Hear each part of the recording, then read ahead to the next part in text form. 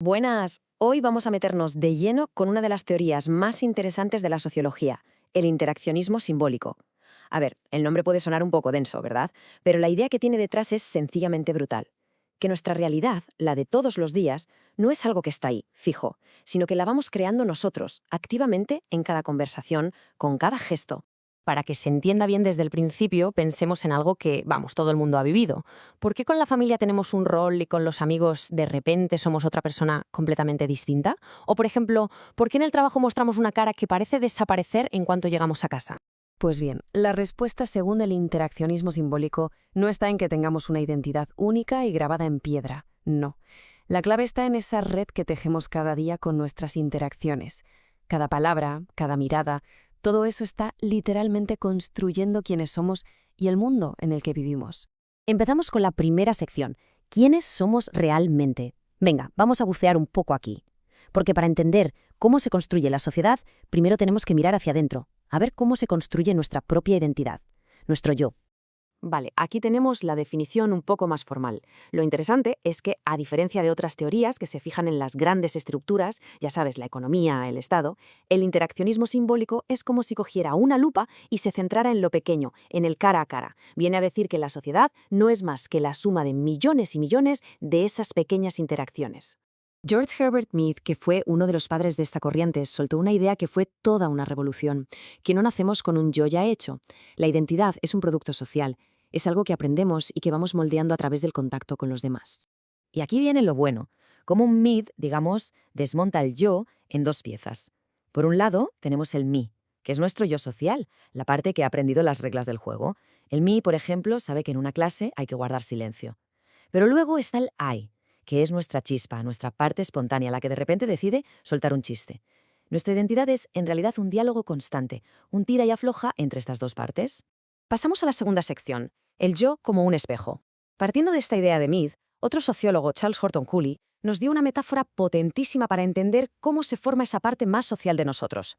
Cooley lo llamó el yo espejo, y funciona en tres pasos muy sencillos. Primero, nos imaginamos cómo nos ven los demás. Segundo, nos imaginamos qué opinan de esa imagen nuestra. Y tercero, sentimos algo, orgullo, vergüenza, lo que sea, como reacción a ese juicio que nos hemos imaginado. Y ojo, lo más curioso es que todo este proceso ocurre dentro de nuestra cabeza. Esto, hoy en día, lo vemos clarísimo con las redes sociales.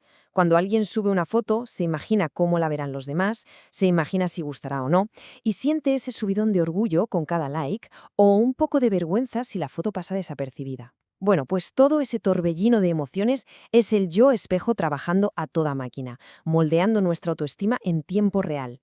Vamos con la tercera sección, la vida como un teatro. A ver, si nuestro yo se forma a través de la mirada de los demás, ¿significa que estamos actuando todo el rato? Pues para el sociólogo Erving Goffman, la respuesta era un sí rotundo. Goffman lo llamó la dramaturgia social. Su idea es que todos somos actores en el gran teatro de la vida. Tenemos un escenario, que son esos lugares públicos donde interpretamos un papel, y luego tenemos un trasero, o un backstage, que son los espacios privados donde por fin podemos quitarnos la máscara y ser nosotros mismos. Este ejemplo lo ilustra a la perfección. Pensemos en un político en plena campaña. Su escenario es el meeting, sonrisas, abrazos, promesas de un futuro mejor. Pero su backstage es la reunión a puerta cerrada con sus asesores, donde puede quejarse del cansancio, mostrarse vulnerable y planificar la estrategia sin filtros. Son dos mundos, dos actuaciones totalmente diferentes. Cuarta sección, el poder de las etiquetas. Vale, ya hemos visto que la identidad se construye y se actúa, pero ¿y qué pasa cuando el guión nos lo escriben otros? ¿Qué pasa cuando nos ponen una etiqueta que no hemos elegido? Aquí es donde entra Howard Becker y su teoría del etiquetamiento, y suelta una afirmación que es demoledora, que un acto no es desviado por sí mismo, sino porque alguien con el poder suficiente le ha colgado esa etiqueta. Y esto nos lleva a un concepto muy potente, el de la carrera desviada. Imaginemos un chaval de un barrio humilde. Solo por su aspecto, la policía le etiqueta como sospechoso. La sociedad empieza a tratarle de esa manera. El resultado, se siente aislado y acaba juntándose con otros a los que les han puesto la misma etiqueta. Y al final, la etiqueta se ha convertido en una profecía que se cumple sola. Lo tremendo es que el etiquetado no describió una realidad, sino que la creó. Llegamos a la quinta sección, construyendo la realidad juntos. Y aquí está el punto clave de todo esto. Si nuestra identidad e incluso nuestro comportamiento se construyen en la interacción, esto significa que la propia realidad social también lo hace. Aquí se ve muy bien la diferencia con otras grandes teorías. Mientras que el funcionalismo mira, digamos, el esqueleto de la sociedad, las grandes instituciones, el interaccionismo simbólico se fija en las células, las conversaciones, los gestos, todo lo que le da vida. Y si lo comparamos con el materialismo histórico, la diferencia es igual de grande. Para el marxismo, el motor que mueve la historia es la economía. Para el interaccionismo, el motor es la cultura, los símbolos, el lenguaje, en definitiva, la manera en la que le damos sentido a nuestro mundo. Y este es, quizás, el gran resumen de todo. La realidad no es como una roca, sólida e inamovible. Es más bien como un río, que no para de fluir y de cambiar de forma con cada interacción, con cada pequeño acuerdo sobre lo que significan las cosas. Y con esto llegamos a la última sección, la sexta. ¿Podemos cambiar las reglas? Que nos lleva, claro, a la pregunta más importante y la verdad más esperanzadora de todas. Si somos nosotros los que construimos el mundo social, ¿significa eso que también podemos reconstruirlo?